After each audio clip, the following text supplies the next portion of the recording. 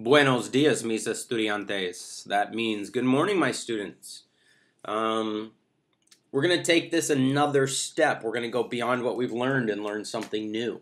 We're going to transfer our knowledge. We're going to take what we already know and be able to apply that to something that we're going to learn today. So as you are reading this to yourself, you are saying, I've learned graphing from finding the intercepts. Today I'll learn graphing by using y equals form, also known as slope-intercept form. So I'm going to take two equations that we've already used. I'm going to graph them in a way that we've already done. And then I'm going to show you how graphing them in an entirely different way. The way that we've already done is this, from finding the intercepts. But we're going to graph them in a totally different way using y equals form, also known as slope-intercept form. But even though we're graphing them in a totally different way, we're going to end up with the exact same line because every equation forms a graph. And if it's the same equation, then obviously it's going to form the same graph. So here we go. The equation that we're looking at is number 10 from the assignment that you did on Monday. 2x plus 3y equals 6. So if I wanted to find the intercept, I repeat, if I wanted to find the intercept, here's what I would do. I would put in a 0 for x. Notice what I'm doing. I would put in a 0 for x. What would be my next step?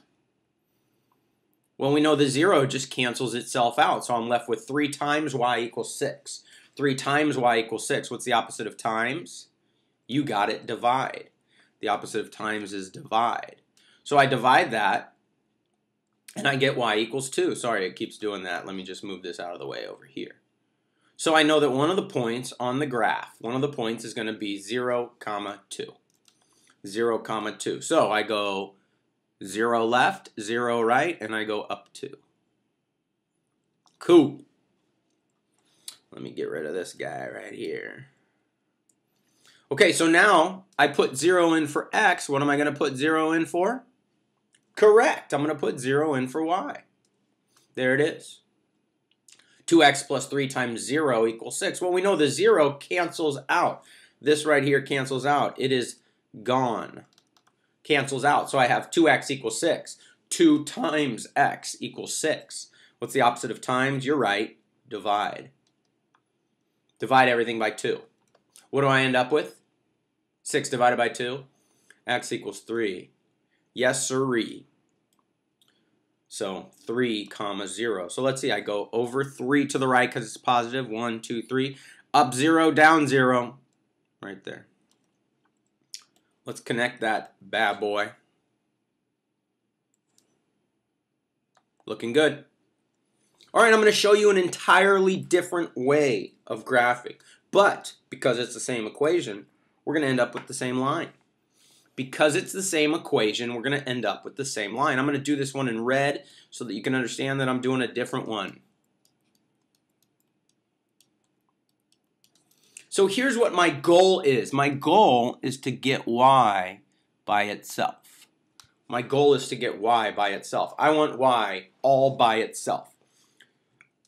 Now, when I say by itself, I mean everything else. Everything else is going to be over here on the other side of the equation. Everything else is going to be over there on the other side of the equation. So that y is just by itself next to the equal sign. Another way of saying that is y equals form. Y equals form. So, let's do it. Let me see if I need to get rid of some of this stuff. I'm going to subtract 2x from over here, and I'm going to subtract 2x from over here. Here's a very common mistake. 2x minus 2x is 0. We know that. Here's a very common mistake that people put. Not true. How come that's not true? Because 6 and 2x are not the same. That's like saying you have $6 and you're subtracting 2 bananas. You can't subtract bananas from dollars. That can't be done. It's like saying you have 6 skateboards and you're taking away 2 surfboards. You can't subtract surfboards from skateboards. It doesn't work. So what do you have? You just have surfboards and skateboards. You leave them like that. You just have bananas and dollars. You leave them like that.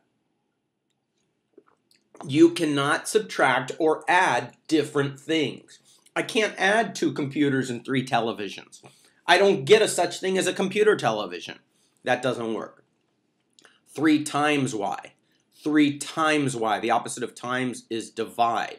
Now, I need to divide everything over here by 3. Everything. So, my 3's cancel out. We know that. I got y equals 6 divided by 3, that's 2.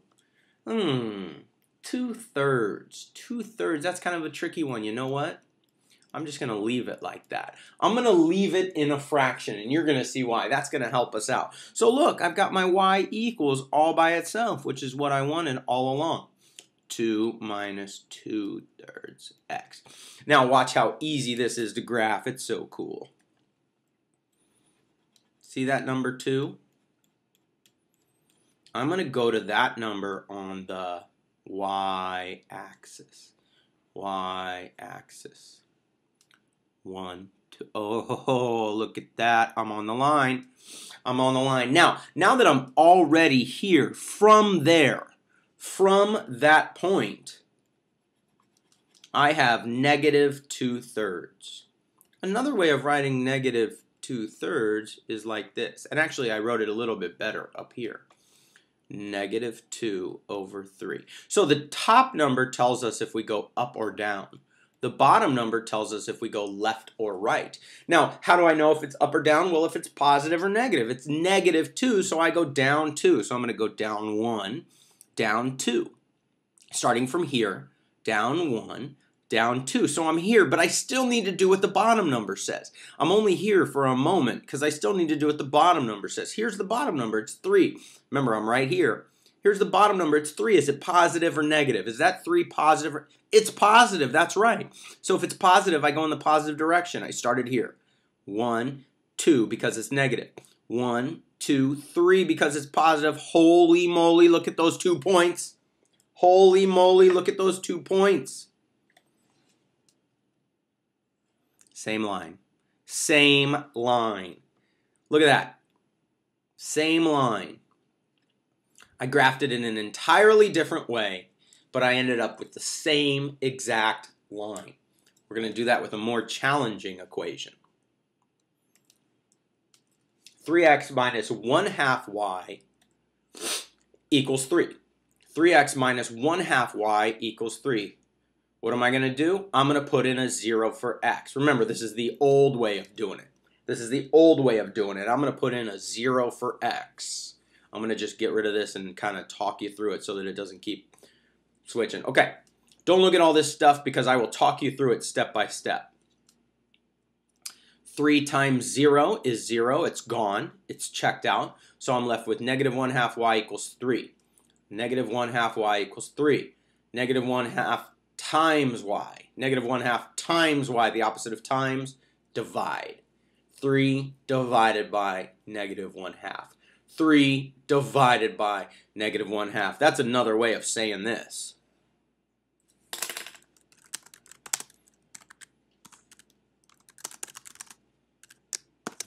How many negative 1/2s are in 3? That's another way of saying that. How many negative 1/2s are in 3? Well, there's 1, 2, 3, 4, 5, 6 1/2s in 3, and we just make the sign negative.